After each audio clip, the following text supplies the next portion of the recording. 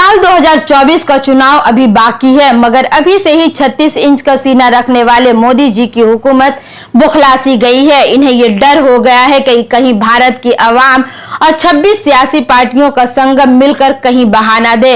तभी तो खौफ के मारे पागलपन की शिकार मोदी हुकूमत कभी ऑपोजिशन पार्टी को ईडी से डरा रही है, तो कहीं महिला एमपी को मोदी जी की पुलिस घिसटते नजर आ रही है। हद तो यह है कि सच्चाई पर सवाल उठाने वाले जर्नलिस्टों को यूएपीए धारा के तहत देशद्रोही और आतंकवादी कहा जा रहा है। दिल्ली पुलिस के जरिए जर्नलिस्टों के घर पर छापे मरवाए जा रहे हैं। 10 से 12 घंटे तक डिटेन करके पूछताछ की जा रही है, हैरेसमेंट किया जा रहा है। आपको याद होगा दोस्तों कि गुज़िश्ता कल चीन से न्यूज क्लिक यानी न्यूज पोर्टल में फंडिंग करने के इल्जामात को लेकर दिल्ली पुलिस के स्पेशल सेल ने सीनियर जर्नलिस्ट अभिषार शर्मा, उर्मिलेश भाषा सिंह, संजय राजौरा, अनंदिया चक्रवर्ती, सोहेल हाशमी, परन जौहर ठाकरे के घर पर न सिर्फ छापेमारी की गई बल्कि अभिषार शर्मा और उर्मिलेश जी से 10 से 12 घंटे तक पूछताछ भी की गई। ये महज इसलिए कि मोदी हुकूमत से सवाल पूछना बंद कर दिया जाए। वैसे तो इस खबर के बाद से गोदी मीडिया के दरमियान खुशी का माहौल भी देखा गया। दिल्ली पुलिस ने न्यूज क्लिक के बानी परवीर कास्तिक और अमित चक्रवर्ती को गिरफ्तार किया है। अक्लमंद मोदी जी की सरकार ये खुशफहमी में जी रहे हैं कि बीजेपी ही पूरी देश है। वो ये भूल गए हैं कि देश को चलाने के लिए बीजेपी की ताकत की नहीं बल्कि जनता की ताकत जरूरी है। इसके अलावा चौथा स्तंभ जरूरी है। गुज़िश्ता कल सुबह के वक्त बगैर किसी नोटिस, बगैर किसी इंफॉर्मेशन, बगैर सर्च वारंट के जर्नलिस्टों के घरों में डंडा और हथियार लेकर छापेमारी की गई। इससे तो ये साफ जाहिर होता है कि फेयर जर्नलिज्म करने वाले जर्नलिस्ट, सत्ता से सवाल पूछने वाले जर्नलिस्टों को डराने की कोशिश की गई है। मोदी हुकूमत ये भूल गई है कि इस फहरिस्त में बेशतर वो जर्नलिस्ट है जो गोदी मीडिया के दफ्तर को लात मारकर अपनी शनाख्त पर जिंदा हैं और सवाल पूछने की ताकत रखते हैं। ऐसे जर्नलिस्टों के पास खोने के लिए तो कुछ भी बाकी नहीं है, मगर मोदी जी को खोने के लिए इनकी कुर्सी जरूर है। सत्ता की ताकत के नशे में चूर मोदी हुकूमत की जानिब से चौथा स्तंभ को कुचलने दबाने का रवैया कहीं इसका असर उल्टा ना पड़ जाए, क्योंकि अभी 5 स्टेट का चुनाव और 2024 के लोकसभा चुनाव दोनों में अगर जनता जाग गई तो मोदी हुकूमत की कहीं उल्टी गिनती शुरू ना हो जाए। सुबह 6:30 बजे दिल्ली पुलिस मेरे घर में प्रवेश करती है और उस टीम में न सिर्फ दिल्ली पुलिस होती है बल्कि सीआईएसएफ भी होती है। इसके अलावा एक महिला पुलिस भी होती है और उत्तर प्रदेश पुलिस के जवान भी होते हैं। यानी कि मान के चलिए पूरी प्लेटून जो है वो मेरे घर घुस जाती है। उनमें से एक पुलिस वाले के हाथ में डंडा था और हथियार भी थे। उसके बाद मैंने उनसे सवाल पूछा कि आप यहां क्यों आए हैं, तो उन्होंने कहा कि हम टेरर लिंक्स को लेकर, आतंकवादियों के साथ रिश्तों को लेकर छानबीन करने आए। तो मैंने बोला बिल्कुल। और उसके बाद शुरू हुआ सवालों का एक दौर। वो सवाल क्या थे दोस्तों? वो सवाल ये थे दोस्तों कि क्या आप सीएए एनआरसी को लेकर शाहीन बाग गए? क्या आपने दिल्ली में जो दंगे हुए थे उसको लेकर ग्राउंड रिपोर्टिंग की या उस पर आपने कवरेज की? क्या आप किसान आंदोलन को लेकर कवरेज कर रहे थे? यही नहीं, मुझसे यह भी पूछा गया कि क्या आपकी पोलैंड में किसी से बातचीत होती है? क्या ब्रिटेन में आपकी किसी से बातचीत होती है? या ऑस्ट्रेलिया से आपको फोन आते हैं जिनसे आप बात करते हैं? ये तमाम सवालात मुझसे किए गए और न सिर्फ एक बार दोस्तों, क्योंकि ये सवाल तो मेरे घर में पूछ लिए गए थे। उसके बाद जब मैं लोधी कॉलोनी के दिल्ली पुलिस के स्पेशल सेल गया तो यही सवाल मुझसे बार बार पूछे गए और 4 अलग अलग लोगों ने इन सवालों में थोड़ा बहुत संशोधन करके मुझसे पूछा। मुझसे यह भी कहा गया कि क्या आपकी स्टूडेंट पॉलिटिक्स में दिलचस्पी है? जेएनयू के अंदर जो राजनीति चल रही है क्या आपने वो कवर किया? तो मैंने दिल्ली पुलिस से कहा हां बिल्कुल। आपको याद होगा कि कोमल शर्मा और उसके साथ कई गुंडे जो हैं वो जब जेएनयू घुस आए थे और जब उन्होंने वहां पर स्टूडेंट्स के साथ मारपीट की थी तब मैंने उस पर न्यूज एनालिसिस किया था। मैंने दिल्ली पुलिस से कहा था वो कोमल शर्मा जिसे आज तक आप गिरफ्तार नहीं कर पाए उस पर मैंने शो किया था। मैंने उनसे कहा कि जब जामिया के अंदर दिल्ली पुलिस ने घुसकर सीसीटीवी कैमरे तोड़े थे, जिसके प्रमाण हैं हमारे सामने, तब मैंने वो कवरेज किया था।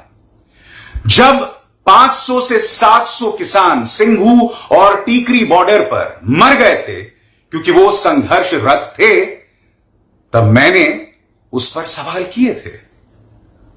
शाहीन बाग आंदोलन CAA NRC को लेकर जब शाहीन बाग की बुजुर्ग महिलाओं को बदनाम किया जा रहा था, उस आंदोलन को बदनाम किया जा रहा था, उसके बारे में अनर्गल भ्रांतियां फैलाई जा रही थी, तब मैंने उस पर शोज किए थे और मैं लगातार शोज करता रहूंगा। जब दिल्ली पुलिस ने प्रवेश किया था तो उस वक्त बहुत अटपटा लगा था दोस्तों। क्यों? क्योंकि मेरा जो बेटा था उसी वक्त स्कूल के लिए निकल रहा था और मैं उसके चेहरे पर शिकन और चिंता देख सकता था। जाहिर सी बात है, उसने कभी भी अपने घर में ऐसे होते नहीं देखा। मेरी पत्नी जो कानपुर में रहती हैं, इत्तेफाकन वो नोएडा में थी क्योंकि उनको नोएडा में कुछ ऑफिशियल काम था। और जब दिल्ली पुलिस ये तमाम सवालात पूछ रही थी तो मेरी पत्नी वहां पर मौजूद थी। कहने का अर्थ यह दोस्तों कि कल सुबह 6:30 बजे से पूछताछ का जो दौर शुरू हुआ वो शाम को 5 बजे आकर थमा। मेरे घर पर पूछताछ सुबह 6:30 से लेकर 9 बजे तक हुई। उसके बाद करीब 9:30 बजे हम लोग रवाना हुए लोधी कॉलोनी में स्थित दिल्ली पुलिस के स्पेशल सेल की ओर। वहां पर पूछताछ शुरू हुई 11 बजे, जो खत्म हुई 5 बजे। मेरे लैपटॉप और मेरे 2 फोन्स, जिनमें से एक फोन पर मैं अपने कार्यक्रम रिकॉर्ड करता हूं, वो दिल्ली पुलिस ने जब्त कर लिए। उन्होंने कोई वारंट नहीं दिया। हां, जो उन्होंने जब्ती की थी तो उन्होंने एक लेटर लिखा और उसमें मेरे दस्तखत करवाए। मगर मेरा जो सामान उन्होंने जब्त किया, चाहे वो मेरा लैपटॉप हो, चाहे वो मेरा फोन हो, चाहे वो मेरा कैमरा फोन हो, उसको लेकर ना कोई वारंट था, ना कोई खास वजह बताई गई कि भाई ये जब्ती क्यों की जा रही है। Why they called you today? That question I cannot answer. मेरा पास ये सवाल का जवाब नहीं है। क्यों हमें बुलाया, ये दिल्ली पुलिस को उनसे सवाल उठाइए।